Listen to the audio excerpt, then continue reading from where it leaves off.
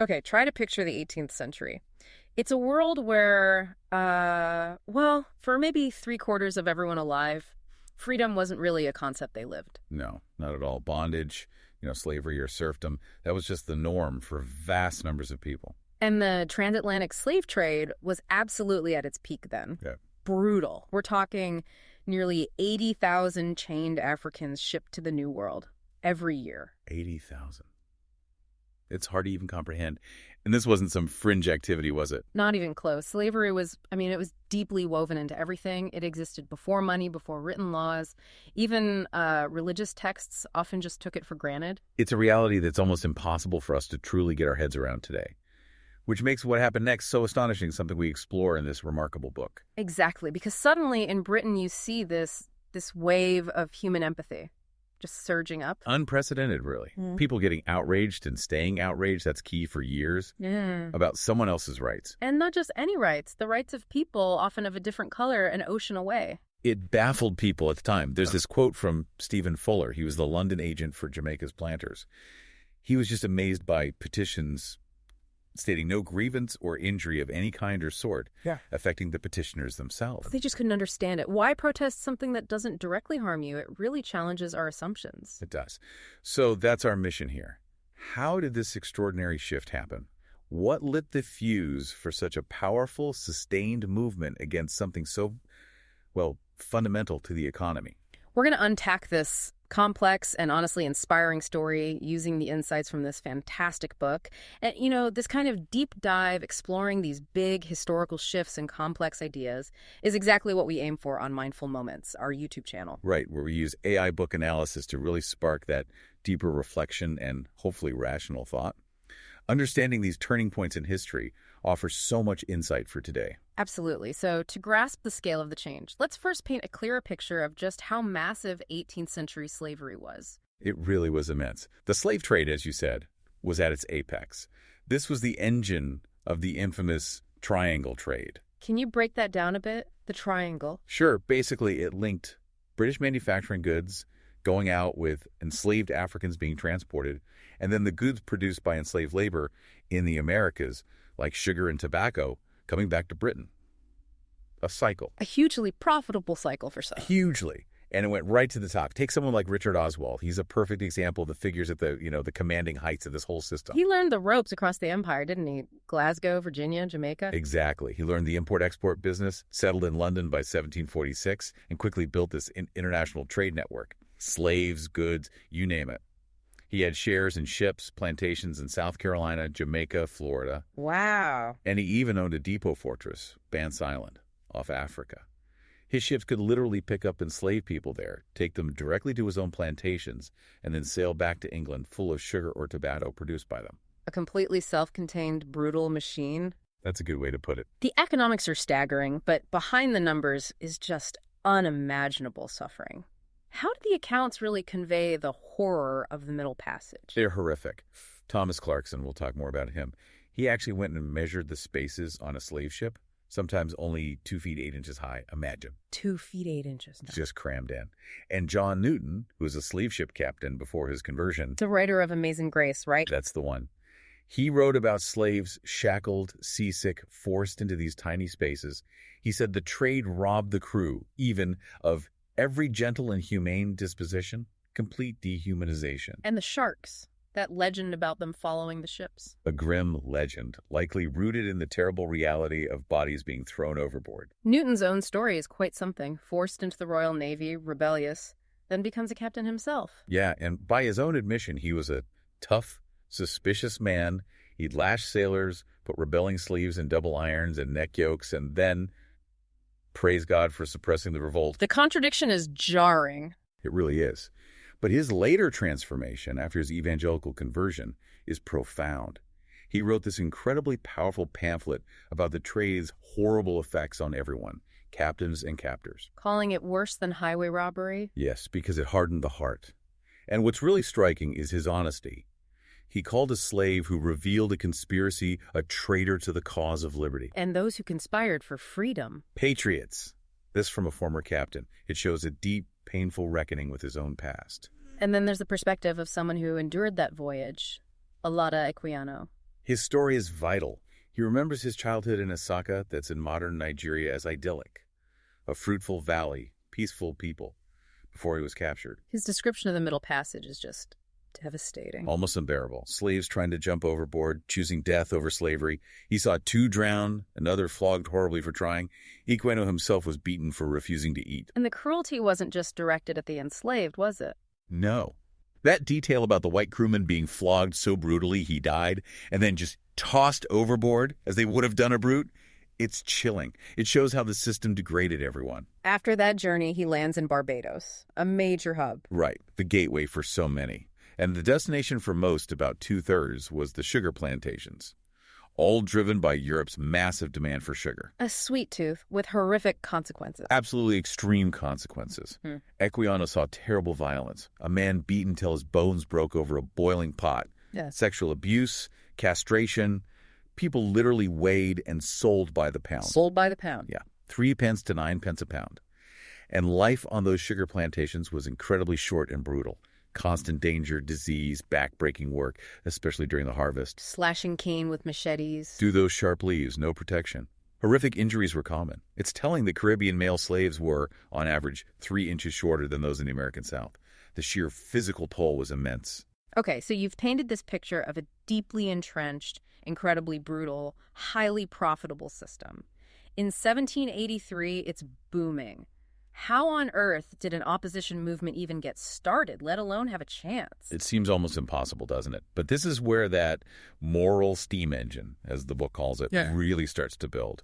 And a key figure is Thomas Clarkson. The Cambridge student. That's him. He won a prize for an essay on slavery, and it changed his life. He dedicated himself to abolition. He went on this voracious quest, digging up every bit of data he could find. Like going through shipping records. Exactly. Poring over custom house records late at night from 9 p.m. to 3 a.m. sometimes, tracking slave ship crews. He even investigated how sailors were basically tricked or forced onto these ships by pub owners they owed money to. Wow. That level of dedication. Took a huge toll. He wrote about waking up agitated, haunted by the cruel accounts he was uncovering. But he didn't just collect facts, did he? He had that box. Ah, yes. The box of African productions. Woods, spices, beautiful cloth. It was brilliant. It was tangible proof that Africa had more to offer than enslaved people. A vision for a different kind of trade. An alternative future. So he has the data, the vision. Yeah. How does it become a movement? Well, in 1787, he and others, many of them Cossack Quakers who already had strong networks in anti-slavery sentiments, formed a committee. They met in a printing shop owned by James Phillips. And this was effectively the birth of modern humanitarian campaigning. Really? Pioneering these techniques? Absolutely. Think about it. Organized committees, using networks like the Quakers had, opening a bank account specifically for the cause, distributing pamphlets. Clarkson condensed his findings into an abstract of the evidence that they spread far and wide.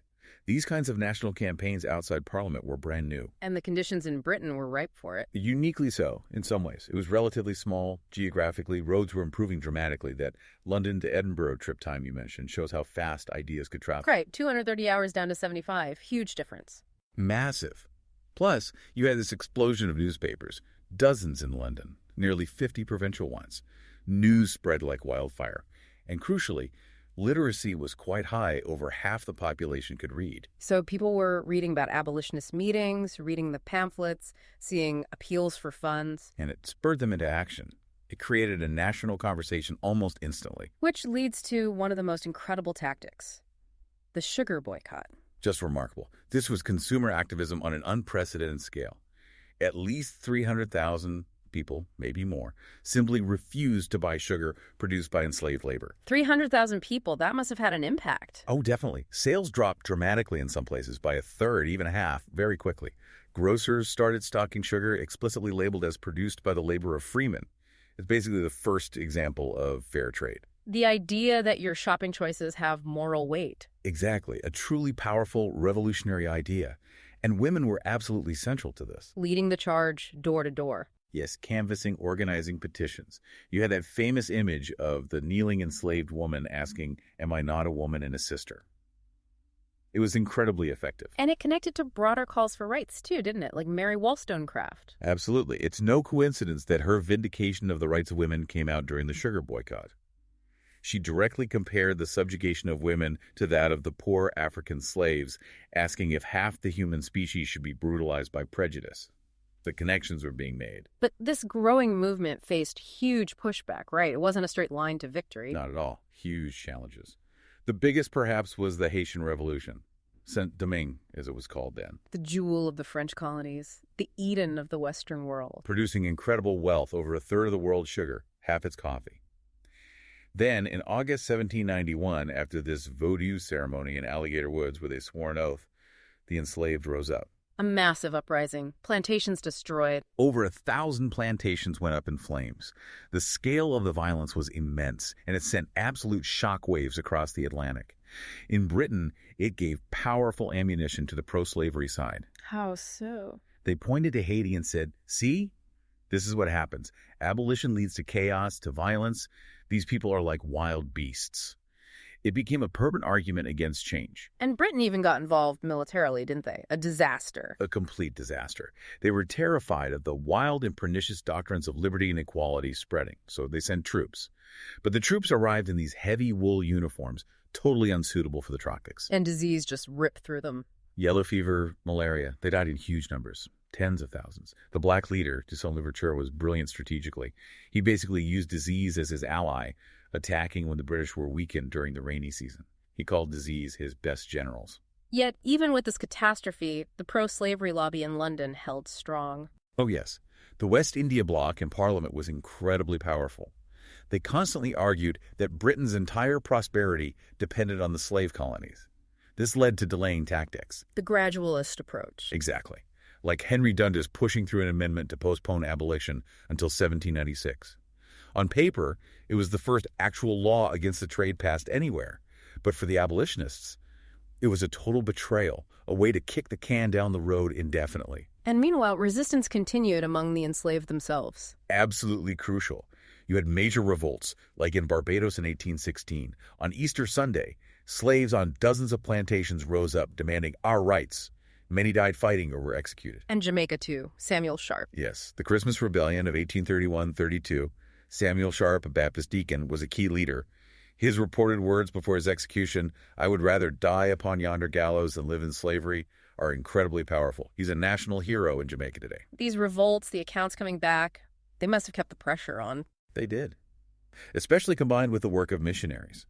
People like William Knibb would tour Britain, showing punishment devices like spiked collars, talking about the horrific floggings they'd witnessed. That brought the brutality home. It really shocked the public, especially, it seems, the lower middle and working classes, who increasingly became the core supporters of emancipation. The vivid eyewitness accounts were undeniable. And women's groups kept up the pressure, too. Tirelessly. You mentioned Sophia Sturge visiting 3,000 households. That kind of grassroots effort was relentless through the 1820s and 30s. So all this pressure, the rebellions, the missionaries, the campaigners, the public opinion, it finally reached a tipping point. It did, especially after Parliament was reformed in 1832, making it slightly more responsive to public opinion. The momentum became unstoppable. In 1833, the Emancipation Act was finally passed. A huge moment. Granville Sharp falling to his knees. A profoundly emotional victory. Britain celebrated. There was a medallion issued showing Britannia saying, "I've heard their cry." A real sense of national virtue. But it wasn't quite full freedom immediately, was it? That's the poignant, often overlooked truth. The 500,000 black people in the British Caribbean were technically freed from being property to be traded, but they weren't fully free. They were forced into an apprenticeship system for several years. Still-bound labor, just under a different name. So still effectively enslaved for a time. For years, yes. Yeah. But the 1833 Act was a landmark. It formally ended chattel slavery in most British territories, sent ripples across the globe, raised hopes everywhere, even though millions remained enslaved in places like Brazil, Cuba, the U.S. It's an incredible story. From that initial spark of empathy against all odds, through decades of relentless campaigning, facing setbacks, witnessing horror, to finally achieving this monumental, if imperfect, change. It truly demonstrates the power of sustained collective action fueled by empathy. And reflecting on this history, understanding the complexities, the motivations, the sheer human effort involved, that's exactly the kind of thinking we hope to encourage through Mindful Moments on our YouTube channel and here on our podcasts. Using those analyses to really dig deep and foster that kind of rational reflection on these pivotal moments. Precisely. Because understanding how change like this happened against such odds offers real lessons for today. Absolutely. So we really encourage you, our listeners, to subscribe if you haven't already. Share this exploration with anyone you think would find it interesting, anyone curious about history, human rights, how change happens. And if you want to delve even deeper, the remarkable book that guided our discussion is linked in the description. Definitely worth a read. Definitely. So let's leave you with a final thought. Today, enslaving another human being is considered a fundamental crime against humanity under international law. Think about that shift. Now fast forward to 2002. The trial of Slobodan Milosevic for crimes against humanity, including genocide, is underway at The Hague. One of the 3 judges he faced day in, day out was Patrick Robinson. And Patrick Robinson is a distinguished Jamaican judge, an expert on human rights law, and a direct descendant of people who were enslaved under British rule in Jamaica. Wow. From a slave fort's door of no return to a descendant sitting in judgment on crimes against humanity. It's an almost unbelievable arc. So as you reflect on that long, painful journey, what does this enduring fight for fundamental rights teach you about the world we're still trying to build, brick by painstaking brick?